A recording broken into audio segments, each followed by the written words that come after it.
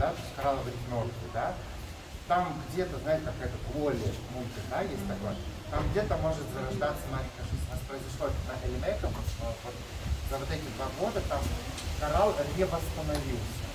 Там молодой коралл, и там очень-очень, там жизнь заново возродилась. И это очень серьезно, потому что на самом деле вещи, все, бегите за вещами, я вас жду здесь.